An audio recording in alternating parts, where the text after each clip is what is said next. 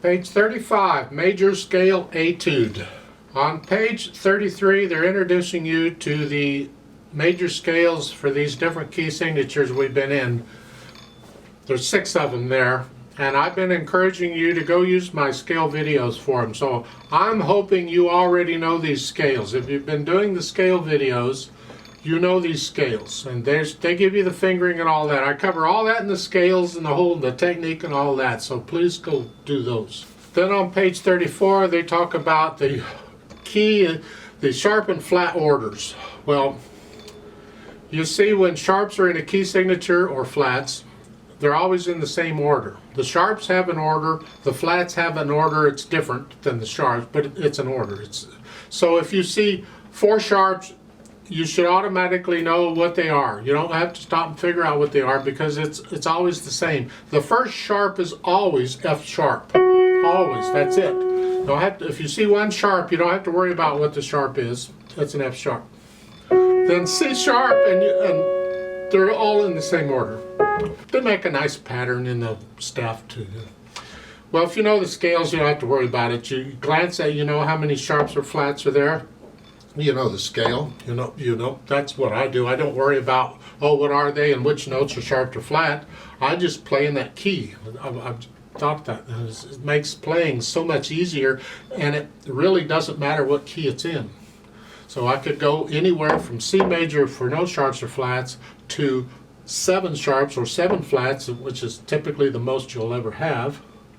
And I don't care what the key is, it's there. And that's one of the main advantages of knowing the sharp, or knowing the scales and the arpeggios too. I haven't talked about arpeggios too much. We're working on scales, so got to get that down first. Now in this major etude, see it starts out in the right hand in C major scale, this.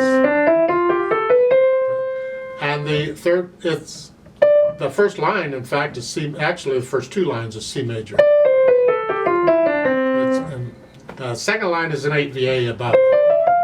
So then in the 3rd line down, the left hand gets it, but this is a G major. It's got an F sharp in it. Here. And the last line is still, or here we went to A major. Now it's an A major scale.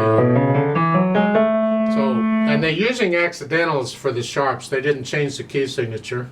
That's fine. Doesn't matter, because even when you're reading this music, you'll recognize, oh, these sharps are on these notes.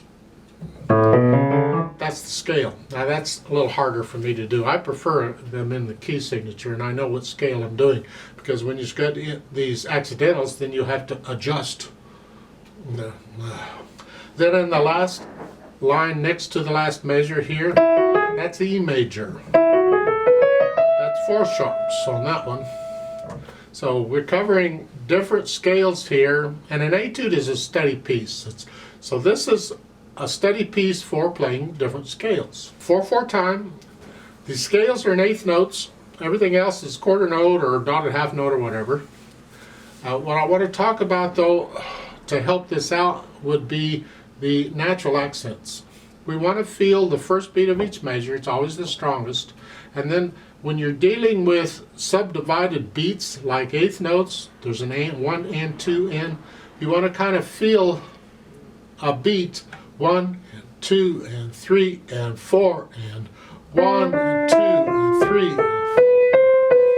I talk about this in the scale video. You're feeling it. You have to, more than feel it, you have to exaggerate it at first, but then eventually you'll feel this 1, 2, 3, 4. 1, 2, 3, 4. 1, 2, 3, 4. It makes the scale flow. Now, in 4/4 time, your natural accents are really the first and third beat. 1, 2, 3, 4. 1, 2, 3, 4. 1, 2, 3, 4. 1, 2, 3, 4 type thing. Go slow. I'm going kind of fast here, but you go slow. 1, 2, 3, 4. But it makes the scale flow. It's a little tricky. You're coming down in the 3rd measure because you're still in the scale position, but you got to come 4th. See, if I wanted to play a scale more than 1 octave, that's what I'm doing. That's the fingering, and that's the fingering they're using.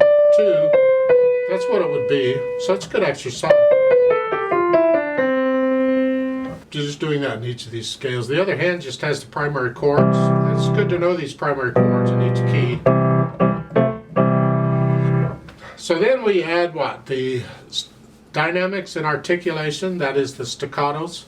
So at the first you're starting out sort of medium soft, that's the right hand, and you're going to crescendo up to, I don't know what, medium loud maybe. There's not a lot of difference between them, so you're only getting a little bit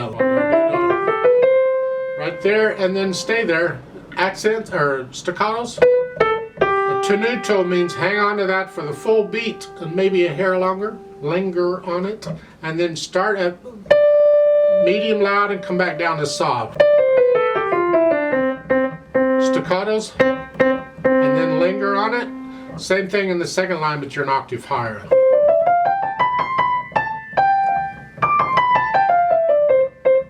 And the third line, the left hand gets it's the fun, same thing. Now you're soft, and you're going up to medium loud, or yeah, about a medium loud. And then come back down, and then the right hand is medium soft again. Come up, up, you're swelling, and then the last line again. And then now you're loud, and you're going to go up to very loud. That takes a little practice, and then you're staying loud, natural signs. And then you DC al fine back up to the top and do that again. The fine is the end of the second line. That's basically the piece. Now allegro means fast. Your fast, not my fast or somebody else's. So learn it slow, real slow.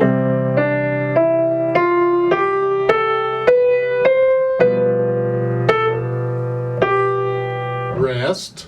You gotta play evenly.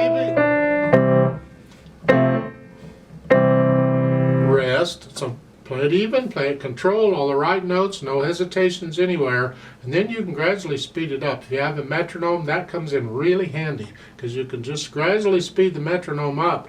After you can play it at a speed correctly, and you're comfortable with it, take the metronome up and try it again.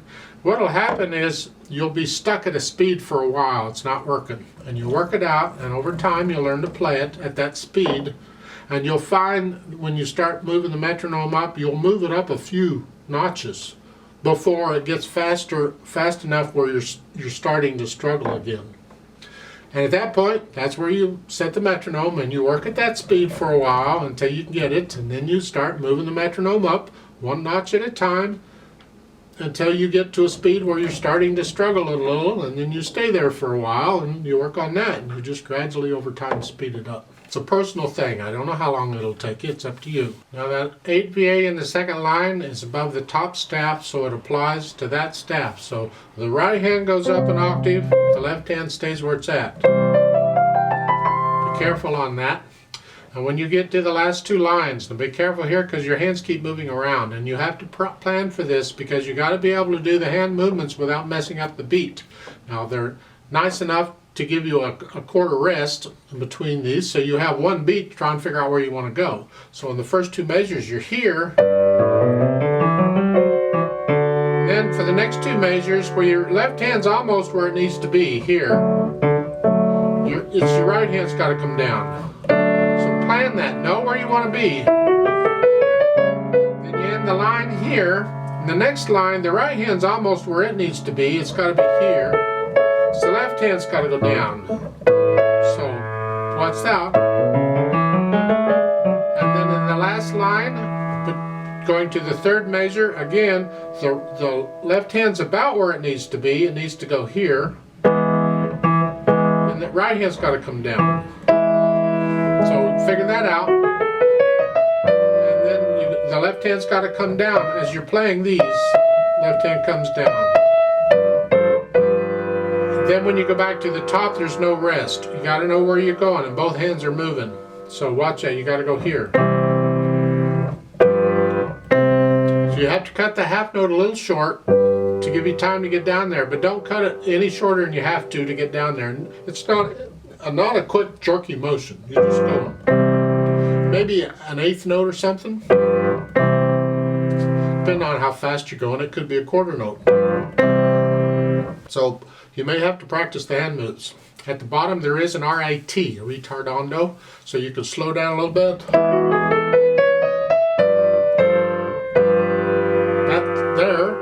That way the half note can last a little longer because you got to get off of it to get back up, and then you go back to allegro again.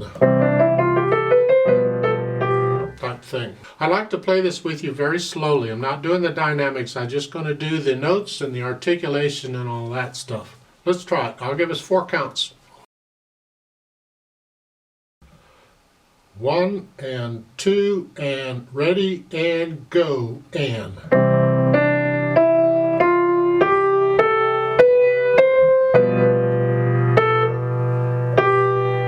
Rest.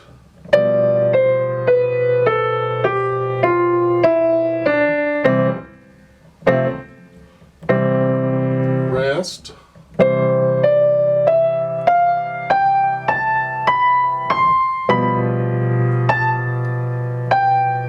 Rest.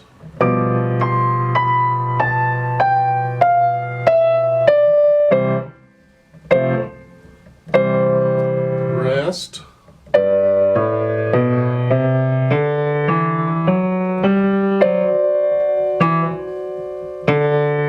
Rest.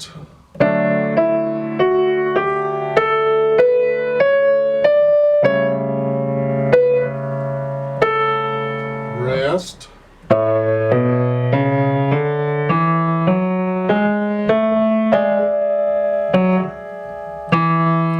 Rest.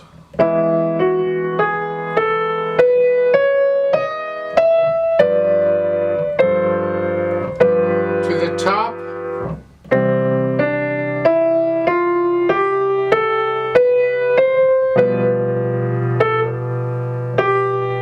Rest.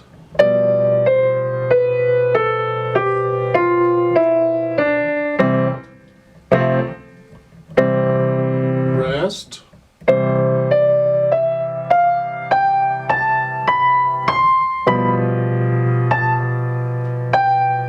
Rest.